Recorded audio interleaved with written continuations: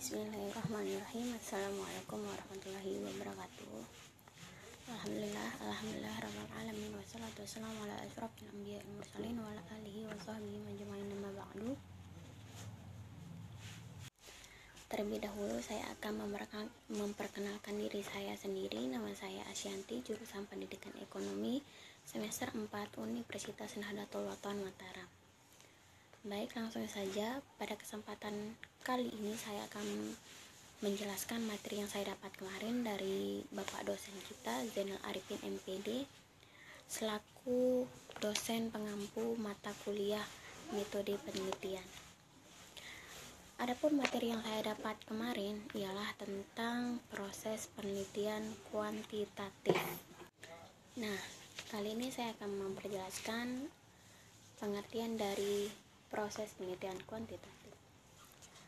Adapun pengertian kuantitatif adalah suatu proses menentukan pengetahuan yang menggunakan data berupa angka sebagai alat menganalisis keterangan mengenai apa yang diingin ketahui, atau bisa disebut dengan kegiatan meneliti. Adapun kegiatan yang bertujuan untuk mencari data yang akurat atau yang tepat gitu, untuk itu peneliti perlu menggunakan instrumen.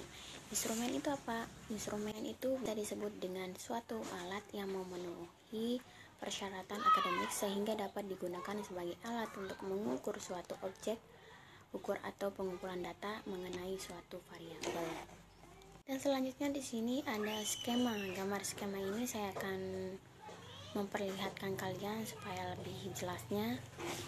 Nah, seperti yang kalian lihat sekarang, gambar skema ini dapat dibagi menjadi beberapa bagian, yaitu berangkat dari masalah, identifikasi masalah, rumusan masalah, perumusan hipotesis, landasan teori, pengumpulan data, analisis data, kesimpulan, dan saran.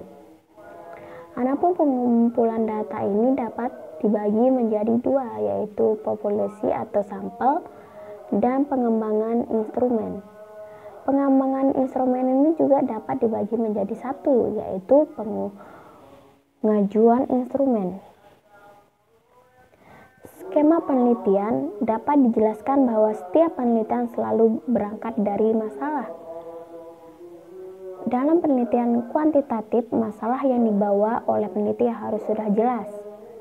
Tentunya ketika peneliti memasuki lapangan atau lokasi penelitian untuk mengidentifikasi permasalahan yang ada, tidak menutup kemungkinan bahwa ada banyaknya variasi masalah. Oleh karena itu, peneliti dituntut agar bisa menentukan fokus atau batasan masalah yang hendaknya diteliti. Proses penetapan fokus peneliti tentunya tidak terlepas dari pentingnya masalah yang hendak diamati berdasarkan kompleksitas masalah, dominasi masalah, keterbatasan sumber daya dalam mendukung penelitian, dan lain sebagainya. Ini adalah masalah penelitian. Masalah penelitian ini dibagi menjadi dua, yaitu adanya pengaduan dan kompetensi. Saya akan menjelaskan terlebih dahulu adanya pengaduan. Adanya pengaduan ini adalah pemberitahuan disertai permintaan oleh pihak yang berkepentingan kepada pejabat yang berwenang. Adapun pengaduan dengan identitas pelapor yang jelas dan substansi atau materi, pengaduan yang logis dan memadai disetujui untuk dilakukan pemeriksaan guna membuktikan kebenaran informasi tersebut. Misalnya gini nih, ada yang mengadu nih tentang seorang karyawan yang menggelapkan uang misalnya. Nah, di sini kita harus dengan teliti apakah benar seorang karyawan ini bahwa benar menggelapkan uang perusahaan tersebut, agar informasi disetujui untuk dilakukan pemeriksaan. Dan yang selanjutnya di sini kompetensi. Nah, seperti kita ketahui, kompetensi individu memiliki peran yang sangatlah penting dalam efektivitas pelaksanaan tugas-tugas pekerjaan atau profesinya. Nah, adapun manfaat dari kompetensi sangatlah jelas. Kalau kompetensi individu dapat digunakan sebagai alat seleksi tenaga kerja dan potensial. Selanjutnya di sini adalah bentuk-bentuk rumusan masalah. Bentuk-bentuk rumusan masalah ini dapat dibagi menjadi 3, yaitu rumusan masalah deskripsi, rumusan masalah komparatif, dan rumusan masalah asosiasi. Dari masalah dapat diartikan sebagai penyimpangan antara yang harus dengan apa yang benar-benar terjadi, antara teori praktik, antara aturan dengan pelaksana, antara rencana dan pelaksana. Misalnya nih, ada suatu penelitian, setiap masalah harus didukung dengan data gitu. Tentang masalah deskriptif. Rumusan masalah deskriptif adalah suatu rumusan masalah yang berkenan dengan pernyataan terhadap keberadaan variabel mandiri, baik hanya pada satu variabel atau lebih. Jadi, dalam penelitian ini, penelitian tidak membuat perbandingan variabel itu pada sampel yang lain, dan mencari hubungan variabel itu dengan variabel yang lain juga. Yang selanjutnya, hubungan masalah asosiatif. Masalah asosiatif ini dapat dibagi menjadi 3 bagian, yaitu hubungan simetris, hubungan kausal, hubungan interaktif, resiprokal, dan timbal balik. Yang pertama itu adalah hubungan simetris, di mana hubungan simetris ini dapat diartikan hubungan antara 2 variabel atau lebih yang kebetulan muncul bersama, jadi bukan hubungan kausal ataupun interaktif. Ada 4 kategori dalam hubungan simetris. Yang pertama, kedua variabel merupakan indikator dari konsep yang sama.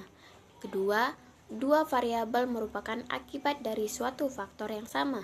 Yang ketiga, kedua variabel sama berkaitan secara fungsional. Yang terakhir, hubungan yang kebetulan semata-mata. Yang selanjutnya, hubungan kausal. Seperti kita ketahui, hubungan kausal ini adalah hubungan yang bersifat sebab akibat. Dalam hal ini, variabel independen, variabel bebas maksudnya, dan variabel dependen. Variabel independen mempengaruhi variabel dependen. Contoh rumusan masalah dari hubungan kausal ini adalah misalnya, adakah pengaruh sistem pengajian terhadap presentasi kerja, misalnya kayak gitu. Dan yang selanjutnya, hubungan interaktif atau resiprokal atau bisa disebut dengan timbal balik. Hubungan timbal balik atau interaktif adalah hubungan yang saling mempengaruhi. Di sini tidak diketahui mana variabel dependen dan variabel independen. Contoh rumusan masalah. Rumusan timbal balik atau interaktif, hubungan antara motivasi dan prestasi. Di sini dapat dinyatakan motivasi mempengaruhi prestasi dan juga prestasi mempengaruhi motivasi, sebaliknya kayak gitu. Hubungan antara kecerdasan dan, maksudnya di sini hubungan antara kecerdasan dan kenyataan. Kecerdasan dapat menyebabkan kaya, demikian juga orang kaya dapat meningkatkan kecerdasan karena gizi terpenuhi gitu. Dan materi saya yang terakhir, kerangka membuat topik. Adapun kerangka membuat topik ini dapat dibagi menjadi 4, yaitu kemampuan meneliti topik, kedua kemudahan memperoleh data, yang ketiga topik cukup penting untuk diteliti, dan yang terakhir topik menarik untuk diteliti. Nah, saya akan menjelaskan apa itu kemampuan meneliti topik. Adapun di sini saya akan menjelaskan pengertiannya saja. Kemampuan meneliti topik adalah melihat kemampuan peneliti terkait topik yang diangkat gitu, atau topik sesuai dengan kemampuan, ketersediaan, biaya sumber bacaan, serta mampu menyelesaikan dalam batas waktu yang ditargetkan. Misalnya dosen kalian menyuruh kalian untuk bikin tugas ini, tapi kalian harus mengumpulkan tugas itu pada tepat waktu, itu contohnya. Dan yang kedua, kemudahan memperoleh data.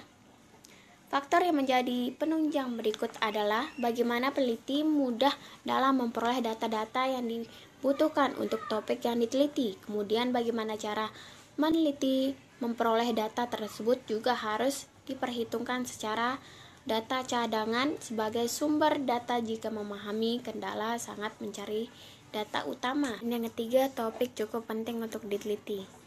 Topik cukup penting untuk diteliti berdasarkan pada kepentingan bahwa topik tersebut memang sangat penting untuk diteliti. Misalnya, apakah hasil penelitian nantinya berguna untuk kepentingan akademis dan masyarakat luas? Dan yang terakhir, topik menarik untuk diteliti. Adapun pengertiannya, topik ini didasarkan pada minat dan semangat yang timbul dalam diri peneliti, tujuannya dan rasa ingin tahu untuk mencari kebenaran, maka peneliti berminat untuk mengangkat topik peneliti tersebut.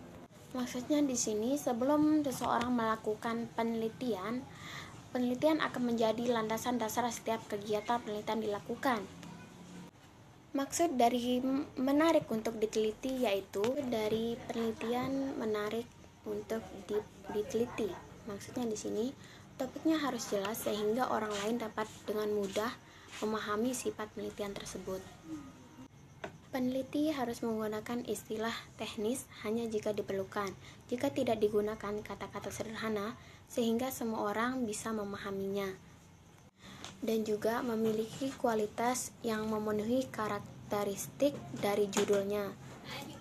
Nah, jadi menurut saya kesimpulan dari penelitian ini adalah tujuan daripada penelitian secara luas adalah untuk mengetahui bagaimana respon konsumen terhadap pemberitaan, baik berita positif maupun negatif mengenai sebuah produk yang disajikan dalam media konvensional misalnya. Sikap konsumen terhadap perusahaan yang memproduksi produk dalam kegiatan membeli.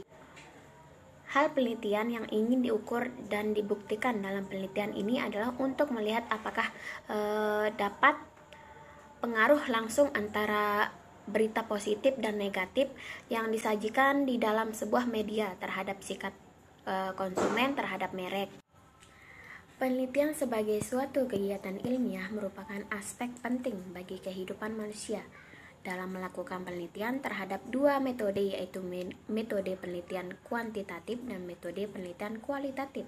Namun di sini penulisan lebih membahas pada metode penelitian kualitatif, terutama pada bagian fasilitas dan reliabilitas penelitian kualitatif, khususnya bagian kredibilitas. Suatu penelitian harus melihat dari segi aspek valid, terus dan objektifnya. Sebuah penelitian dapat dikategorikan. Penelitian yang fasilibilitas adalah data yang tidak berada dalam data yang dilaporkan oleh peneliti dengan data yang sesungguhnya terjadi pada objek penelitian. Nah, penelitian ini menyadari bahwa yang dilakukan pada penelitian ini memiliki banyak keterbatasan. Adapun beberapa saran yang perlu diperhatikan dalam hal tersebut ialah bagaimana penelitian selanjutnya diharapkan menambah periode agar terhindar dari yang tidak terdistribusi normal. Dan yang kedua, bagi peneliti selanjutnya diharapkan menggunakan sampel pada perusahaan sektor lain yang terdaftar di BEL misalnya. Yang ketiga, bagi penelitian selanjutnya diharapkan menambah faktor-faktor lain sebagai variabel independen lainnya. Dan yang keempat, bagi peneliti selanjutnya diharapkan menggunakan analisis faktor dalam uji analisis datanya. Penelitian yang lebih menekankan pada aspek pengukuran secara objektif terhadap fenomena sosial untuk melakukan setiap fenomena sosial dijabarkan dalam beberapa komponen masalah. Nah, kesimpulannya juga di sini selanjutnya meneliti membuat hipotesis atau jawaban sementara terhadap rumusan masalah penelitian yang nantinya akan dibuktikan menggunakan berbagai teori yang dikumpulkan dari berbagai sumber referensi untuk memperkuat hasil temuan dalam penelitian baik kuantitatif maupun kualitatif. Selanjutnya, untuk membuktikan atau menguji hipotesis, maka penelitian melakukan pengumpulan data yang dilakukan pada populasi tertentu yang telah ditetapkan oleh peneliti. Bila populasi terlalu luas sedangkan peneliti memiliki keterbatasan waktu, dana dan tenaga, maka penelitian dapat menggunakan sampel yang diambil dari populasi tersebut secara representatif dengan teknik random sampling untuk keperluan generalisasi. Nah, itulah tadi penjelasan materi yang saya dapatkan dari buku metodologi penelitian ilmiah ini. Jika ada salah kata atau salah pengucapan dalam sekiranya kalian nggak mengerti atau apa, tolong dimaafkan. Dan terima kasih atas memberikan saya kesempatan untuk menjelaskan materi yang saya dapatkan, yaitu proses penelitian kuantitatif. Terima kasih. Assalamualaikum warahmatullahi wabarakatuh.